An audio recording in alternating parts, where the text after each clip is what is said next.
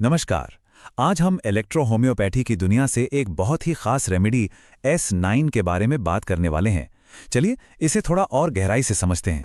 तो सबसे पहले एक सवाल कि आखिर ऐसा कैसे हो सकता है कि सिर्फ एक दवा शरीर के इतने सारे अलग-अलग हिस्सों पर इतना गहरा असर डाल सकती है। ये एक पहेली जैसा लगता है ना? आइए आज इसी को सुलझाते हैं। चलिए शुरुआत करते हैं S9 के एक बेसिक इंट्रोडक्शन से। आखिर ये है क्या? तो देखिए, S9 जिसका पूरा नाम है स्क्रोफ्योलोसो 9, एक ऐसी रेमेडी है जिसका असर मुख्य तौर पर शरीर के 4 सिस्टम्स पर होता है। लिम्फेटिक सिस्टम यानी लसिका तंत्र, हमारा ब्लड, डाइजेस्टिव सिस्टम और नर्वस सिस्टम। और एक मजेदार बात यह है कि इसे अक्सर S5 और F1 जैसी दूसरी दवाओं के एक अच्छे विकल्प के तौर पर भी देखा जाता है। तो ठीक है, ये तो समझ आ गया कि ये क्या है, पर ये काम कैसे करती है? चलिए इसके काम करने के 4 मुख्य तरीकों को समझते हैं।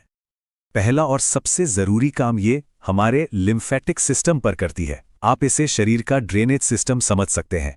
S9 इसे साफ करने में मदद करती है, जिससे शरीर में जो भी फालतू और नुकसानदायक पदार्थ जमा हो गए हैं वो बाहर निकल सके। दूसरा, इसका सीधा असर हमारे खून पर होता है।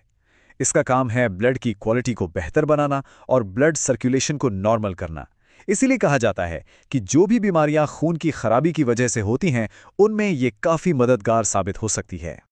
तीसरा असर है डाइजेस्टिव सिस्टम पर। यह हमारी जठराग्नि, जिसे पाचन की आग भी कहते हैं, उसे बैलेंस करती है। आसान भाषा में कहें तो बदहजमी, गैस बनना या एसिडिटी जैसी जो आम पाचन से जुड़ी दिक्कतें हैं, उन्हें कंट्रोल करने में मदद करती है। और चौथा काम ये हमारे नर्वस सिस्टम पर बहुत ही बारीक यानी माइक्रो लेवल पर करती है। ये दिमाग और नर्वस सिस्टम की छोटी छोटी नसों पर असर डालती है, जिससे मेंटल फटीग मतलब दिमागी थकान, चिड़चिड़ापन और घबराहट जैसी चीज़ों में राहत मिलने की बात कही जाती है। तो अब जब हम ये जान गए हैं कि ये काम कैसे करती है, तो अब ये देखना बनता है कि इसका इस्तेमाल आखिर किन किन बड़ी बीमारियों में होता है। वैसे तो लिस्ट काफ़ी लंबी है, पर चलिए कुछ मेन कैटेगरीज पर नज़र डालते हैं। सबसे पहले बात करते हैं स्किन प्रॉब्लम्स की। क्योंकि ये दवा खून और लिम्फ को साफ करती है, तो इसका इस्तेमाल सोराइसिस, एक्जिमा, पिंपल्स और पित्ती जैसी कई स्किन से जुड़ी परेशानियों में होता है। डाइजेस्टिव सिस्टम की बात करें तो इसका इस्तेमाल इंडाइजेशन, गैस, पुरानी कब्ज से लेकर जॉन्डिस और कमज़ोर आंतों जैसी दिक्कतों तक में किया जाता है।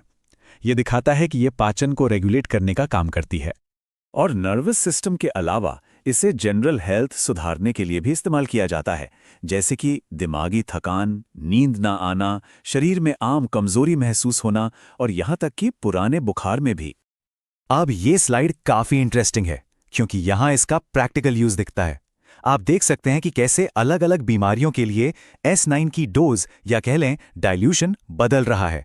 कहीं D3 है तो कहीं D12 और कहीं D200 तक, और अक्सर इसके साथ एक सपोर्टिंग दवा भी दी जाती है।